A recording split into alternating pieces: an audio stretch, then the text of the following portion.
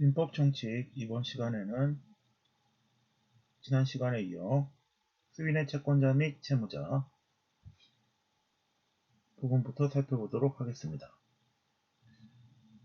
민법상 채권자 또는 채무자가 여러 명인 경우 균등한 비율로 권리가 있고 의무를 부담하는 것이 원칙입니다. 이는 분할 채권 채무 관계가 원칙이며, 그러나 이 경우 채권자가 채권을 담보하기 어려운 문제가 발생할 수 있기 때문에 실제로는 연대채무나 보증채무가 많이 활용되고 있습니다.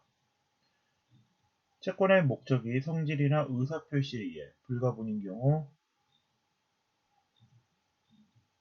전부에 대해 이행 청구를 할 수 있고 전부를 위해 이행을 할 수 있습니다. 이것이 불가분 채권 채무가 되겠습니다. 수인의 채무자가 채무 전부를 각자 이행할 의무가 있고, 채무자 1인의 이행으로 다른 의무자도 의무를 면하게 되는 채무를 연대채무라고 합니다. 연대채무자 1인의 이행에 의해 전부에 대해 효력이 발생하는 것이 일체형 연대채무가 되겠고, 자신의 부담 부분에 한해서 다른 연대채무자에게도 효력이 미치는 것이 부담 부분형 절대요가 되겠습니다. 연대채무자의 부담 부분은 제424조에서 균등한 것으로 추정하게 됩니다. 연대채무자 중 어느 1인 또는 수인의 변제로 인하여 다른 연대채무자가 부담 부분을 면하게 됐을 때, 면책행위를 한 연대채무자는 채무를 면한 다른 연대채무자에 대해 고상권을 행사할 수 있습니다. 이 외에도 채권자와 보증인 간의 보증채무계약을 체결하여 주채무자가 이행하지 못할 경우 보증인에게 이행을 청구할 수 있습니다. 이를 보증채무라 하며, 보증인은 보충성에 따라 주채무자가 이행하지 않을 때 이행을 하게 되나, 채권자는 담보력을 확보하기 위해 이 경우 연대보증을 체결하게 됩니다. 연대보증계약을 체결할 경우 채권자는 주채무자에게 먼저 이행 청구를 하지 않고 바로 보증인에게 이행 청구하는 것이 가능하게 되어 담보력을 보다 확보할 수 있게 됩니다.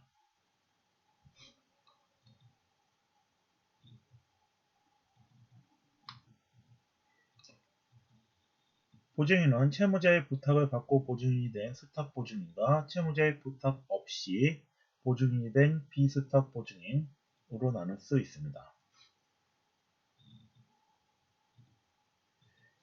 이외에도 채권이 양수인에게 이전되는 채권양도, 그리고 인수인이 채무자의 채무를 인수하게 되는 채무인수와 같은 채권이 동일성을 유지한 채 이전되는 채권양도와 채무인수가 있습니다. 채권의 소멸사유로는 변제, 채무의 내용을 갖춘 현시 제공을 통한 변제가 있으며, 변제 외에도 다른 물건으로 변제를 하게 되는 대물변제가 있습니다. 또한 채권자가 변제를 받지 않거나 받을 수 없을 때 변제기가 경과하면 이런 경우를 하더라도 채무자는 채무불이행 책임을 지게 됩니다. 채무자가 채무불이행 책임을 면하기 위해서는 변제의 목적물을 법원의 공탁소에 공탁함으로써 채무불이행 책임을 면할 수 있습니다. 이것이 공탁이 되겠습니다. 한계는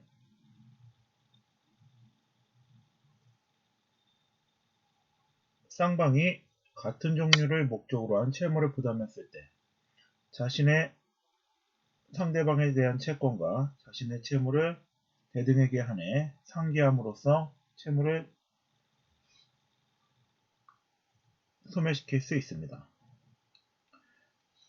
또한 채무가 동일성을 유지하면서 고채무를 소멸시키고 신채무를 성립시키는 경계계약에 의해 고채무를 소멸시킬 수 있습니다.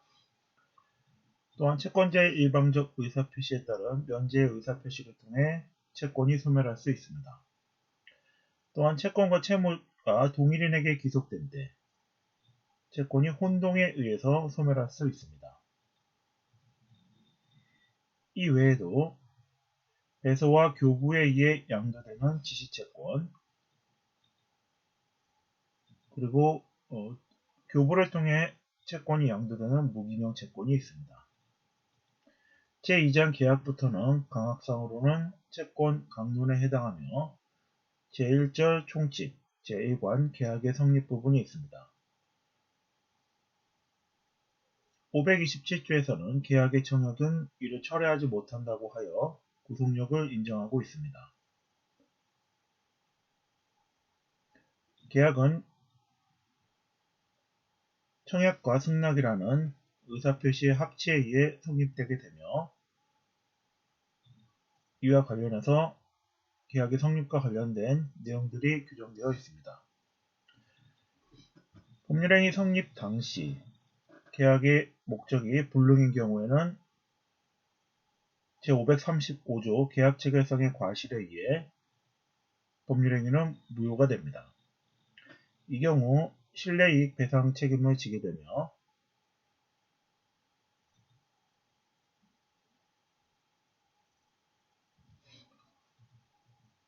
이후 유효하게 성립된 경우에는 계약의 효력 문제가 발생할 수 있습니다. 쌍방이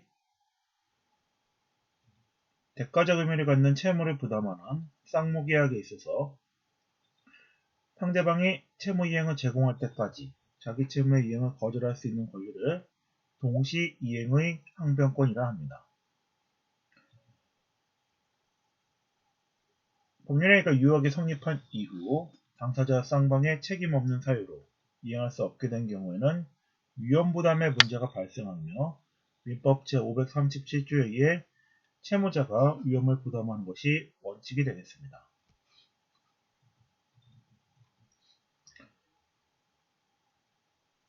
계약 당사자의 해제의 의사표시에 의해 계약 해제가 발생할 수 있으며 이 경우는 계약 해제에 따라 그 효과로서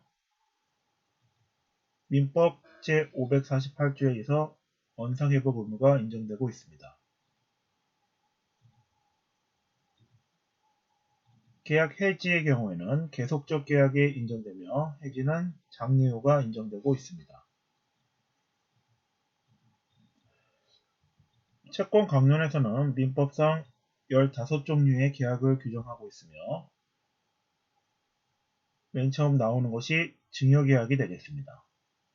증여는 무상으로 재산을 상대방에게 수여하는 증여의 의사표시를 함으로써 하고 상대방이 이를 승낙함으로써 성립되는 낙성계약이 되겠습니다. 또한 무상이면서 증여자가 의무를 부담하게 되는 편모계약이 되겠습니다. 또한 특별한 방식을 요하지 않는 불효식 계약이 되겠습니다. 증여계약은 무상, 편모, 낙성, 불효식 계약으로서 일정한 경우 서면에 의하지 않은 경우에는 각 당사자가 해지할 수 있습니다. 부담을 통한 부담부 증여의 경우에는 쌍방이 대가적 의미를 갖는 채무를 부담하는 쌍무계약에 관한 규정이 적용되도록 하고 있습니다. 매매는 당사자 일방이 상대방에게 재산권 이전을 약정하고 상대방이 대금 지급을 약정함으로써 성립되는 유상, 쌍무, 낙성, 불효식 계약이 되겠습니다. 565조에 따라 계약금의 경우 교부자는 이를 포기하고 수령자는 배액을 상환하여 계약을 해지할 수 있도록 하고 있습니다. 매매의 효력과 관련하여 569조부터는 매도인의 담보 책임에 대해 규정하고 있습니다. 유상계약인 매매계약에 있어 매매 목적물에 하자가 있는 경우, 권리에 하자가 있는 경우 매도인은 매수인에게 담보 책임을 지도록 하고 있으며 그 내용으로서 대금감액 청구, 계약 해제, 손해배상이 있습니다. 물건의 하자의 경우 580조와 581조 특정물과 종류물에 대한 매도인의 담보 책임을 규정하고 있습니다.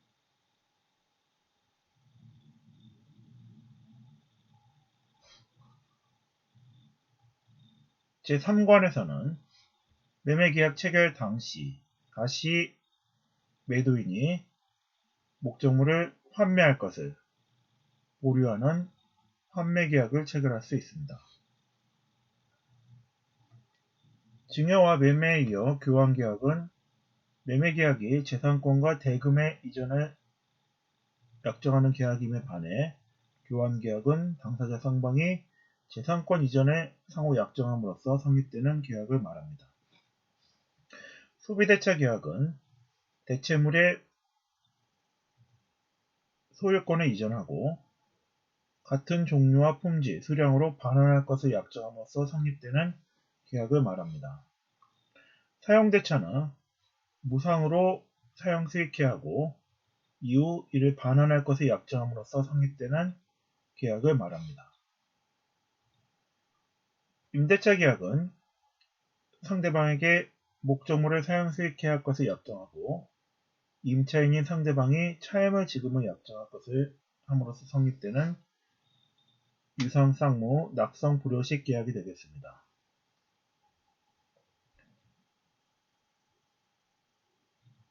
주택과 관련해서는 주택임대차보호법이 특별법으로서 적용되고 있습니다.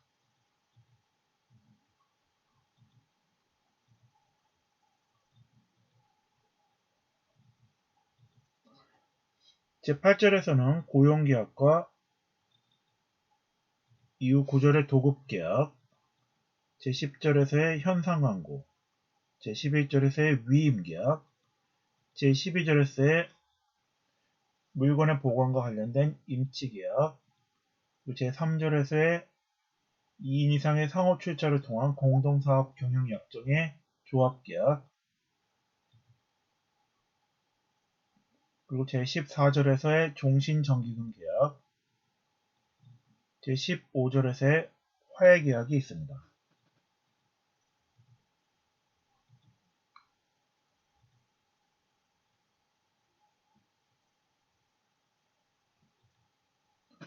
또한 법정 채권관계가 발생하는 경우로서 제3장에서의 사무관리, 제4장에서의 부당이득, 제5장에서의 불법행위가 있습니다.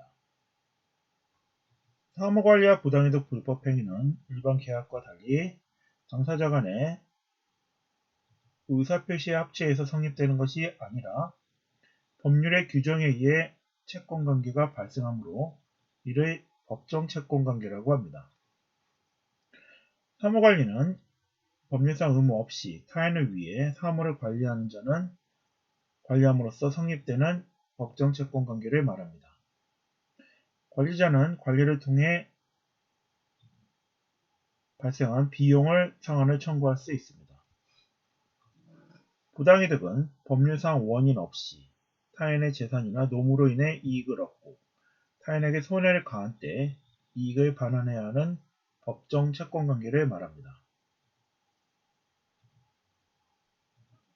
민법 제103조 선량한 풍속 기타 사회질서에 반하여 무효인 법률행위는 민법 제746조 불법원인 급여에 해당하여 반환 청구가 허용되지 않습니다.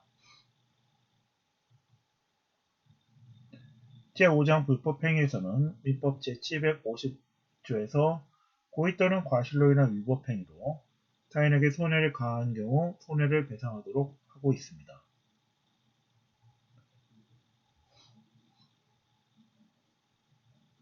이외에도 특수 불법행위로서 사용자 배상 책임, 동물 점유자 소유자 책임, 공동 불법행위 책임 등이 있습니다.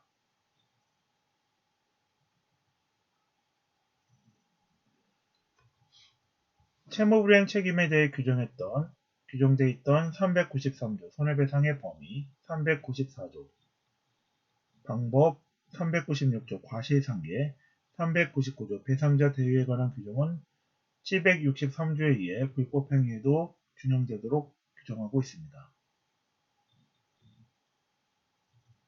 제4편은 친족편이며 제5편은 상속편이 되겠습니다. 민법 총칙은 주로 민법 전반에 대한 내용을 규율하고 있으나 주로 재산권에 관한 내용이 중심이 돼서 총칙편이 구성되고 있습니다. 재산편과 관련된 내용들은 총칙 내용들을 설명하면서 그때그때 설명을 드리도록 하겠습니다.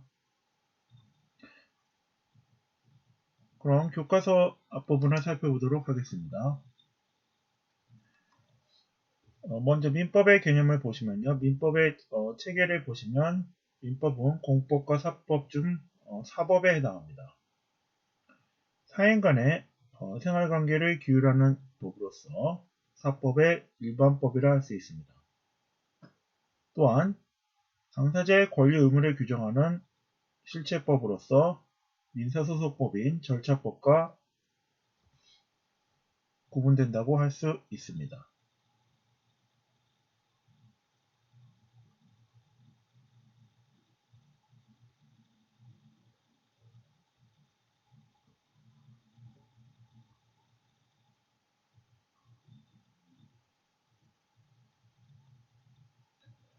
민법 전, 즉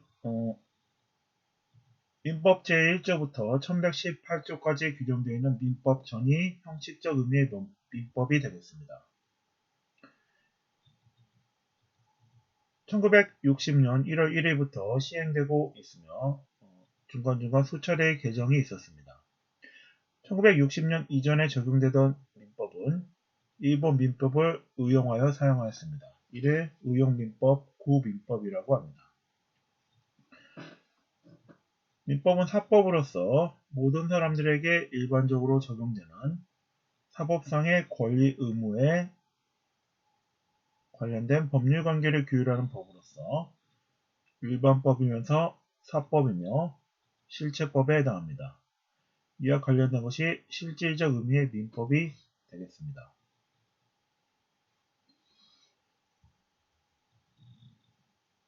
민법의 기본 원리로는 근대 민법상 3대 원칙에 해당하는 사적 자치의 원칙이 있습니다. 사적 자치의 원칙은 근대 시민사회의 성립에 따라 개인이 자유롭게 자기의 의사에 따라 대등한 관계에서 계약을 체결할 수 있는 자유의사에 따른 법률관계를 형성할 수 있는 원칙을 말합니다. 사적 자치의 원칙은 계약자의 원칙, 소유권 존중의 원칙, 과실 책임의 원칙 등의 파생 원칙으로 표현되고 있습니다. 계약 자유의 원칙은 당사자가 자유롭게 계약을 체결할 것인지 체결하지 아니할 것인지를 결정할 수 있으며 자신의 계약 상대방이 누구인지를 선택할 수 있는 상대방 선택의 자유, 그리고 어떠한 내용의 계약을 체결할 것인지를 자신이 결정할 수 있는 내용 결정의 자유, 그리고 계약의 방식을 정할 수 있는 계약 방식의 자유를 포함하고 있습니다. 소유권 존중의 원칙은 소유권 절대의 원칙이라고도 하며 소유권을 국가로부터 절대적으로 보호하기 위한 제도적 보장을 하기 위해 시작되었습니다. 그러나 이후 이 원리는 수정이 되어 소유권이 무제한적으로 보호되는 것이 아니라 정당한 이익이 있는 범위 내에서 허용되도록 수정이 되었습니다. 과실책임의 원칙은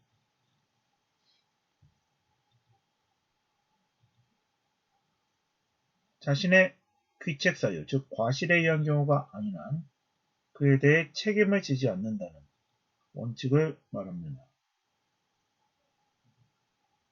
현행 민법상 390조 채무불이의 원칙에 의한 손해배상 책임, 750조 불법행위에 의한 손해배상의 책임의 경우 모두 채무자나 불법행위자의 귀책 사유를 요건으로 하고 있습니다.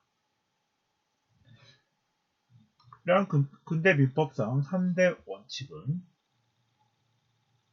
이후 자본주의의 발달에 따라 발생한 사회적 불평등과 폐단을 수정하기 위해 원리가 수정되게 되었습니다. 사적 잔치의 원칙은 신의 성실의 원칙이나 권리남용 금지의 원칙을 통해 제한되게 되었으며 공공복리를 목적으로 한 제한이 이루어지게 되었습니다. 소유권 절대의 원칙 역시 정당한 이익이 있는 범위 내에서 공공복리 적합성에 맞추어 행사가 제한되도록 수정되었습니다. 과실책임의 원칙 역시 현대형 소송, 공해소송, 환경소송에 있어 원리가 수정되어 무과실 책임 또는 입증 책임의 전환이나 경감이 원리가 적용되게 되었습니다. 특히 신의 성실의 원칙이나 권리남용 금지의 원칙은 민법상 법의 일반 원칙으로서 행정법을 포함한 모든 법의 일반 원칙으로 기능하고 있습니다.